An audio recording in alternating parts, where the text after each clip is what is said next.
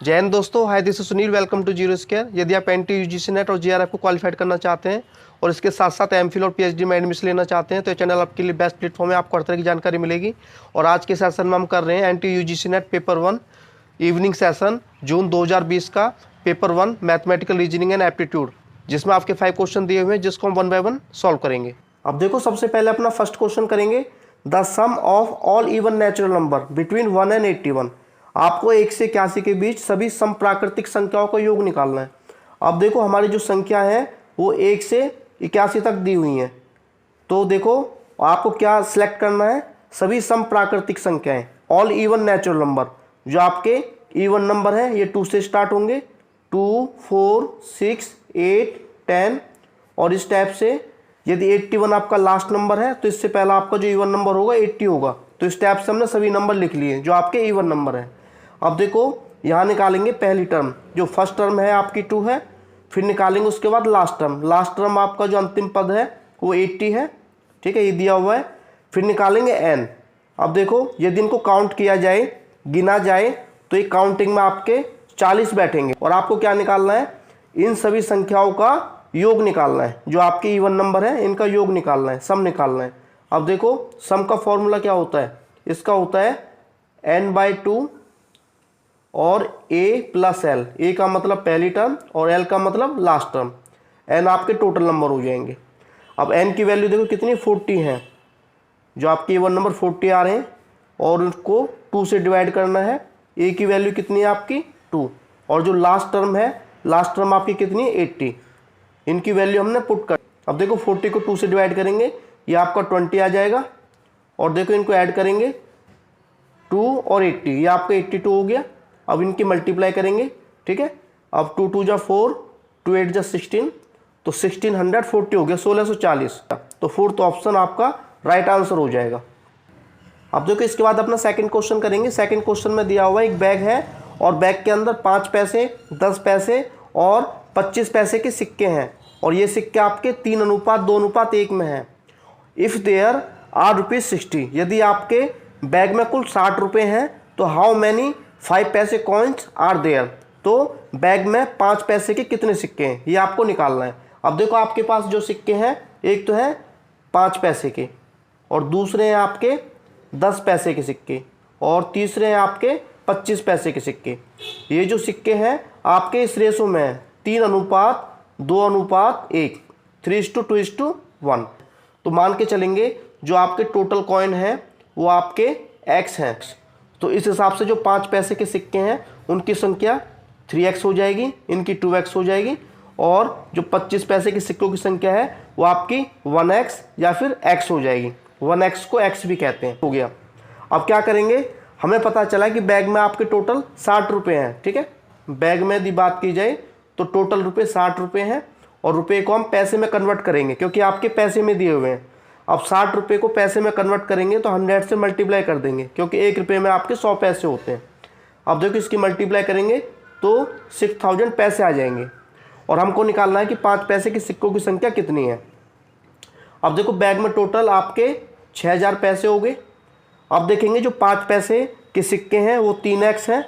तो इस हिसाब से जो 5 पैसे के सिक्के हैं वो कुल कितने अमाउंट बनाएंगे, तो 5 की 3x से मल्टीप्लाई कर देंगे, ये आपका 15x हो जाएगा। उसी टाइप से ये देखो, जो 10 पैसे के सिक्के हैं वो कुल कितने अमाउंट बनाएंगे, तो 10 की 2x से मल्टीप्लाई कर देंगे, ये आपका 20x हो गया। इसी टाइप से जो 25 पैसे के सिक्के हैं वो कुल कितने अमाउंट बनाएंगे, तो 25 के x से मल्टीप्लाई कर देंगे, ये आपका 25x हो गया। अब क्या करेंगे? इनको ऐड करेंगे, ऐड करने पर आपका 60x हो जाएगा। ये आपका 6000 दिया हुआ है। इसके बाद x की वैल्यू निकालेंगे। अब देखो, जो 60 है इससे इसको डिवाइड कर देंगे, 0 से 0 कैंसिल आउट। उसके बाद देखो, 600 को 6 से डिवाइड करेंगे, आपका 100 आ जाएगा। अब देखो, 5 पैसे के सिक्के आपके कितने, 3x हैं। अब x की वैल्यू आपकी आ चुकी है, x की वैल्यू कितनी है, 100, तो आपका हो गया 300। तो 5 पैसे के जो सिक्के उनकी संख्या आपकी 300 है। तो सी ऑप्शन आपका राइट आंसर हो जाएगा। अब देखो, इसके बाद अपना थर्ड क्वेश्चन करेंगे। और थर्ड क्वेश्चन में क्या निकालना है, चूज द मिसिंग टर्म। आपको मिसिंग टर्म फाइंड करनी है। तो सबसे पहले जो आपकी जो ABCD है, अल्फ़ाबेट है, उनको हम लिखेंगे। सबसे पहले अल्फ़ाबेट लिखने के बाद हम QPO इसको चेक करेंगे, ठीक है। अब देखो, Q आपका ये है, पी आपका ये है, ओ आपका ये है, तो 3 टर्म आपकी ये होगी, ठीक है, क्यू पी ओ। पहले देखो आपका क्यू आया, फिर पी आया, फिर ओ आया, क्यू पी ओ, मतलब रिवर्स है, उल्टे से स्टार्ट हो रहा है। उसके बाद देखो आपका है एन एम एल, ये रहा एन एम एल। अब देखो ये भी आपको उल्टा लिखा हुआ है रिवर्स में, पहले एन लिखा है, फिर एम लिखा है, फिर एल लिखा है, एन एम एल। उसके बाद देखो के जे आई, के जे आई, ये भी आपका रिवर्स में लिखा हुआ है, पहले आपका के आया, फिर जे आया, फिर आई आया। उसके बाद जो पिछले 3 लेटर है उसमें क्या है, एच जी एफ, पहले एच आएगा, फिर जी आएगा, और फिर आपका एफ आएगा। तो इस हिसाब से आपका जो राइट आंसर है ये ऑप्शन हो जाएगा। आप देखिए इसके बाद अपना 4th क्वेश्चन करेंगे। 4th क्वेश्चन में लिखा हुआ है कि मनोज दिया हुआ है, मनोज को कमीशन मिलता है किस पर, सेल्स पर। यदि सेल्स आपकी 10,000 रुपये की होती है तो मनोज को कमीशन 10% के हिसाब से मिलता है, और यदि सेल्स आपकी क्या है 10,000 रुपये से अधिक है तो उसे कमीशन मिलता है 5% का। तो मान के चलो कि यदि सेल उसकी 15,000 की हुई है तो 10,000 रुपये कमीशन मिलेगा 10% के हिसाब से, और बाकी जो अगले 5,000 है उस पर कमीशन मिलेगा 5% के हिसाब से। ही रेमिट्स रुपीज 75,500, यदि वो कंपनी में 75,000 रुपये जमा कराता है अपने कमीशन काटने के बाद, ठीक है। तो टोटल सेल्स कितनी हुई है ये आपको निकालना है, ठीक है। अब देखो सबसे पहले हम क्या करेंगे, कंपनी में जो पैसे जमा कराए हैं उनको हम लिख लेंगे, ठीक है। कंपनी में कितने पैसे जमा कराए हैं, कंपनी में पैसे जमा कराए हैं पूरे 75,500 रुपये। अब देखो यहाँ आपकी 2 कंडीशन बनेगी, एक कंडीशन बनेगी आपकी 10% की और दूसरी कंडीशन बनेगी आपकी 5% की, ठीक है। यदि सेल्स आपकी 10,000 रुपये तक होती है तो उसे 10% का कमीशन मिलता है, और यदि सेल आपकी 10,000 रुपये से अधिक होती है तो उसे अगले जो 10,000 रुपये से अधिक है उस पर 5% के हिसाब से कमीशन मिलेगा। अब सबसे पहले देखो 10% का चक्कर देख लेते हैं। आपका जो 10,000 रुपये का सेल हुआ है स्टार्टिंग का, उसे मनोज को कितना कमीशन मिला, तो उसको कमीशन मिला 10%, ठीक है। तो 10% के हिसाब से उसके 1,000 रुपये कमीशन के बन जाते हैं, कमीशन के बने उसके 1,000 रुपये। और देखो बैंक में उसने कितने रुपये जमा कराए, बैंक में उसने 9,000 रुपये जमा कराए, तो इस हिसाब से पूरे टोटल 10,000 रुपये की सेल होगी। % का चक्कर है क्या, तो ये चक्कर जानने के लिए आपके जो 75,500 रुपये हैं इसमें से हम ये अमाउंट लेस कर देते हैं जो उसने बैंक में जमा कराए 9,000 रुपये। तो 9,000 रुपये इसमें से लेस करेंगे तो आपका आ जाएगा 66,500 रुपये। अब देखो ये अमाउंट हमने इसलिए लेस की है ताकि हम यह जान सकें कि 10,000 रुपये से अधिक की जो सेल हुई है उस पर मनोज को 5% का कमीशन मिलता है। देखो 66,500 ये वो रुपये हैं जो उसने अपना 5% का कमीशन काट कर बैंक में जमा कराए हैं। अब देखो इसका मतलब उसने केवल 95% अमाउंट ही बैंक में जमा कराई है। अब 95 का बनता है 66,500 रुपये, तो आपको पूरा 100 का निकालना है। तो उसे 100% अमाउंट यदि बैंक में जमा कराता है तो उसकी सेल्स बन जाएगी। तो उसके लिए रूल क्या बनेगा, ये आपका 95 अपॉन में आ जाएगा और 100 से आपकी मल्टीप्लाई हो जाएगी, ठीक है। यदि आपका 95 इतना है तो 100 कितना होगा, तो ये आपकी 5% के अकॉर्डिंग सेल्स निकल के आ जाएगी। तो दोनों सेल्स को हम जोड़ देंगे तो आपका राइट आंसर आ जाएगा। अब देखो इसे 5 से कैंसिल आउट करेंगे 19 पे जाएगा, इसे 5 से करेंगे ये आपका 20 पे जाएगा। अब देखो 66,500 को 19 से हम डिवाइड करेंगे तो आपका 3500 आ जाएगा, ठीक है। और ये आपका 3500 पे पूरा डिवाइड हो रहा है और इसकी मल्टीप्लाई हम 20 से करेंगे, ठीक है। अब 3500 की मल्टीप्लाई जब हम 20 से करेंगे तो आपका पूरा 70,000 रुपये आ जाएगा। अब देखो 10% के अकॉर्डिंग जो सेल्स है वो 10,000 रुपये है और 5% के अकॉर्डिंग जो सेल्स है वो 70,000 रुपये है। और आपको क्वेश्चन में क्या निकालना था, टोटल सेल्स निकालनी है। अब देखो 10,000 और 70,000 ये आपके पूरे 80,000 होते हैं, तो 80,000 आपका राइट आंसर हो जाएगा। तो बी ऑप्शन आपका राइट आंसर है। 5th क्वेश्चन में दिया हुआ है the simple interest on a certain sum of money for 3 years at 40 per annum is half the compound interest on ₹2,000 for 2 years at 10% per annum। The sum invested on simple interest is. अब देखो इस question में लिखा हुआ है कि simple interest के हिसाब से कोई अमाउंट 3 साल में 40% के हिसाब से वो कंपाउंड इंटरेस्ट का कितना हो जाती है, आधी हो जाती है। और कंपाउंड इंटरेस्ट आपको कैलकुलेट करना है 2,000 रुपये पर 2 साल के लिए 10% के अकॉर्डिंग। अब देखो सबसे पहले इसे 2 पार्ट्स में डिवाइड किया गया है।